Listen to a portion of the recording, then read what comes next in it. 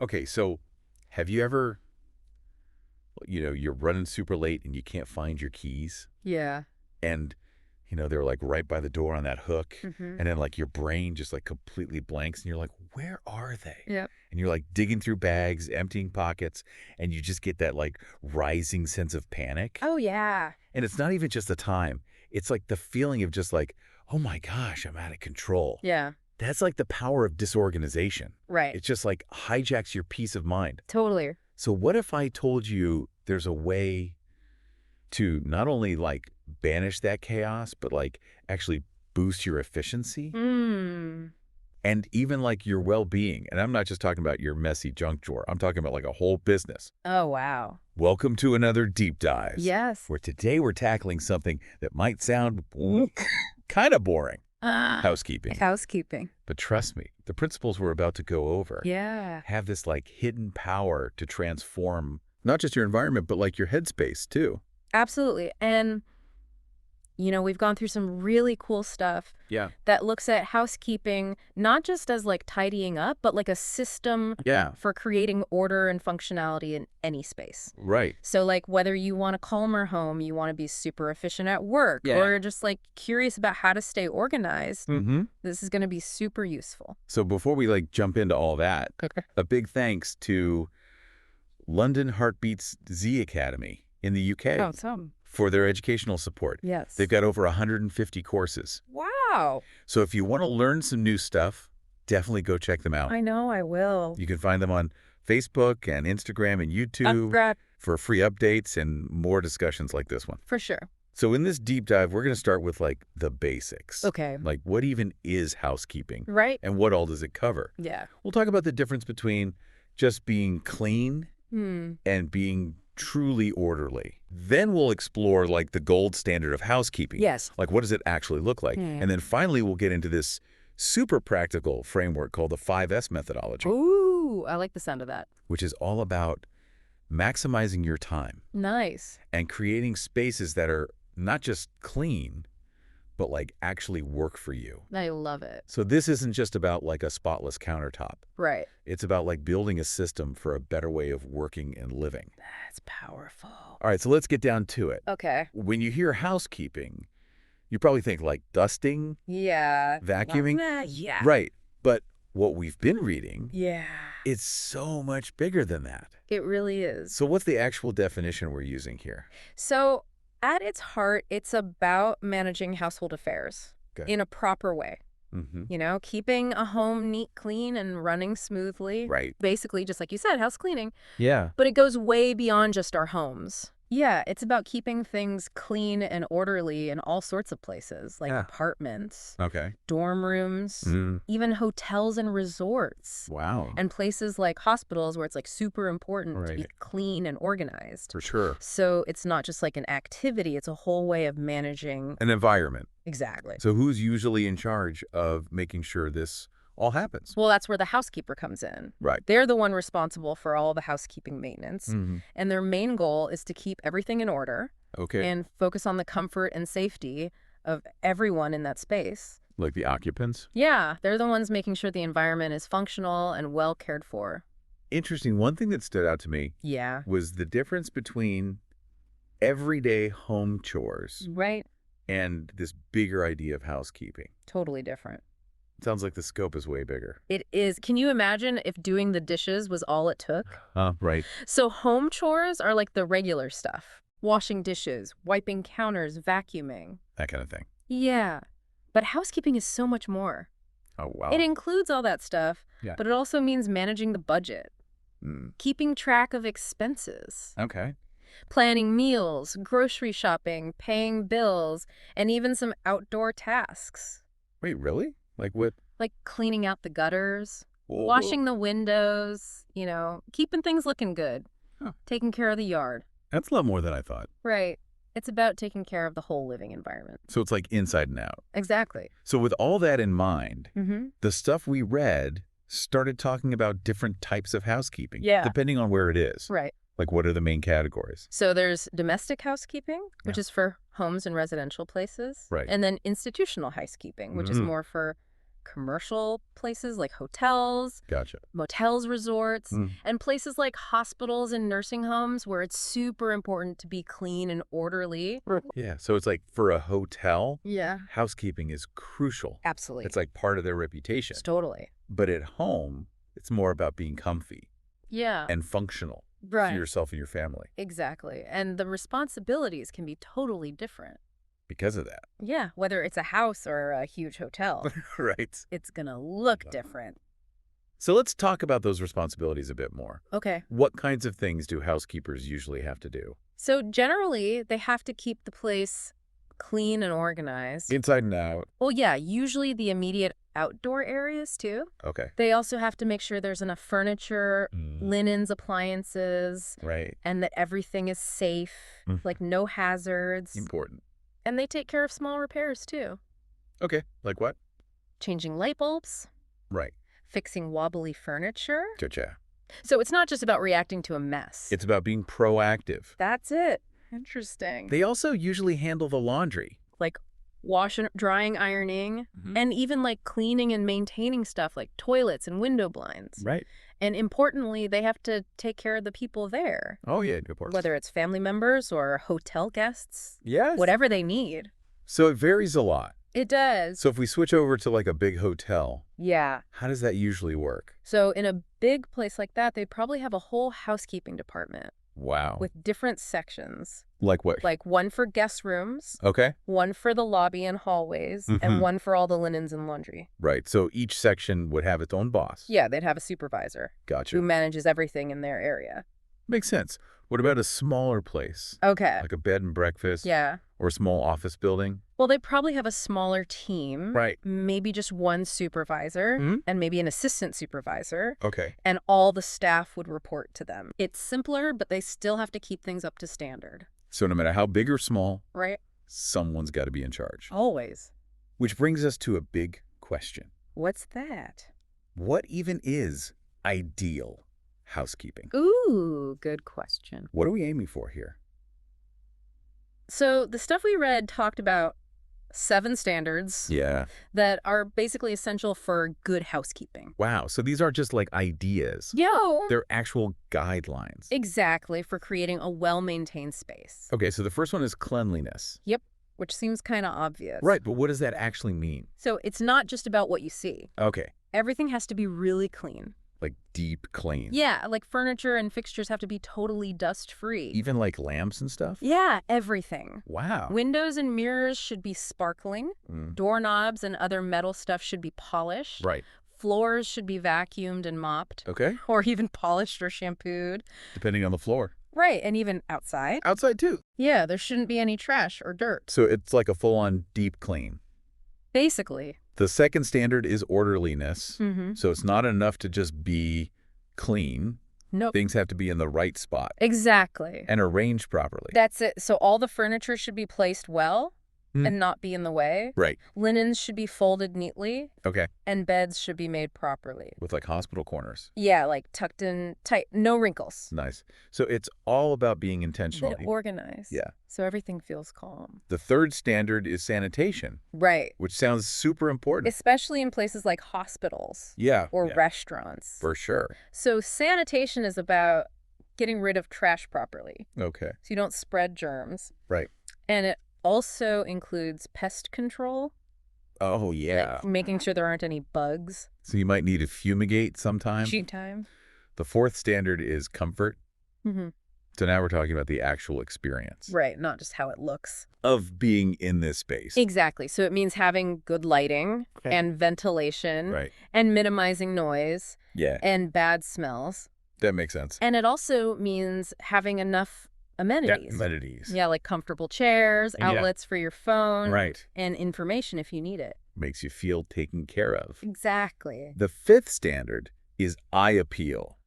Ooh, So this is all about aesthetics. it is. How pleasing is it to look at? Right. So the whole place should be visually soothing Yeah. and pleasant. Mm-hmm. And that means thinking about the interior design. Yeah. Like colors and textures and patterns and things like artwork Yeah. and plants Right. and even the TV. The TV. Yeah, it should be at eye level, Interesting. so it's comfortable to watch. I never thought about that. Yeah, makes a difference. Standard number 6 is safety, Of course. which is like non-negotiable. Absolutely. So this means making sure there aren't any hazards. Yeah, like things you could trip over. Right. Or slippery floors. Mhm. And chemicals and equipment should be stored safely. Okay. And you need to have safety stuff like fire extinguishers. Right. And smoke detectors and clear exits. In case of emergency. Exactly. And finally, standard number 7 is maintenance. Keeping things running. Yeah, so this is all about preventing stuff from breaking down. Yeah, so you need to make sure you have enough supplies Okay. and keep track of how much you're using. Right, so you don't run out. Right, and all your tools and equipment should be stored properly. So they don't get damaged. Exactly. And you should check all your appliances regularly. To make sure they're working right. So you catch problems early. That's the idea. So ideal housekeeping is about a lot more than just cleaning. It's about everything. Yeah, from tiny dust particles Yeah. to making sure everyone is safe and comfortable. And that looks good. Right. One of the sources really focused on cleaning Yeah. as like a core housekeeping activity. Makes sense. And it talked about how good housekeeping needs thorough cleaning, Right. like no dirt anywhere. Exactly. But it also talked about the difference between cleanliness and orderliness. Yeah. Why is that so important to understand? Because they're both important, but they're different. Okay. Cleanliness is about getting rid of dirt, Right. but orderliness is about putting things away. Gotcha. You can have a place that's super clean, Yeah. but still be messy. If it's not organized. Exactly. And you can have a place that's organized, but dirty. Yeah. That's not good either. Right. So you need both. For it to be good housekeeping. Exactly. And different rooms need different approaches to cleaning For sure. and different amounts of time. Yeah, like a bathroom Yeah. is going to be different from a bedroom. Right. And even within a room, it depends on how much you use it Mm-hmm. and what kind of materials are there. Totally. So it's all about understanding those differences. And being efficient. Yeah. Then the source talked about organizing Oh, yes. as a way to make cleaning easier. Right. So how does that actually work? So when you organize, you're basically creating a system Okay. for storing and finding things. Mm-hmm. So when everything has a place, Yeah. it's easier to clean because you don't have to move stuff around. Right. And it's easier to see what needs cleaning. Makes sense. So you clean first Okay. and then organize. To keep it clean. Exactly. So that brings us to this 5S methodology, Ooh, yes. which sounds super interesting. It is. It's a Japanese system for optimizing like everything. Everything. Yeah. Efficiency, productivity, safety, cleanliness, Wow. even product quality.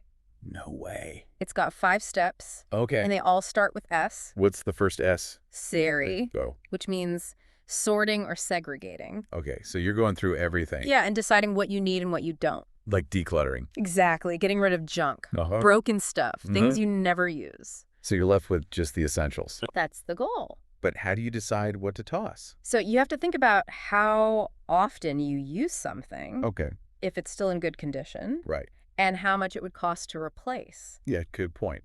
And you got to be careful not to get rid of something you might need later. Uh-huh. Right. It's about being thoughtful. So what happens if you skip this step Uh-oh. and just try to organize everything? Well, then it's going to be hard to find what you need Right. because it's all mixed up with junk. Yeah.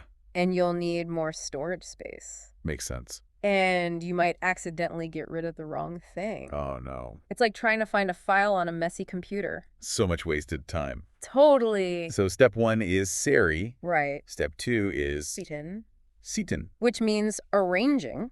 Okay, so you've sorted everything Yeah, now you got to put it away. in a specific spot. Yes, so you can find it easily. So everything has its place. A place for everything and everything in its place. I like that. It's all about having a system. So what should you think about when you're arranging everything?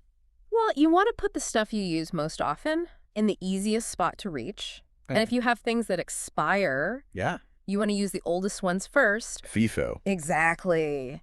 So- First in, first out. Oh, okay. And you want to label everything clearly. Right, so you know what's what. Yeah, and leave some space between things so it's not all crammed together. So it's easy to grab. That's the idea. What if you don't arrange things properly? Oh, then you'll waste time looking for stuff. Right. Things will get lost Mhm. and mixed up. Yeah. And you won't know what you have. It'll be chaos.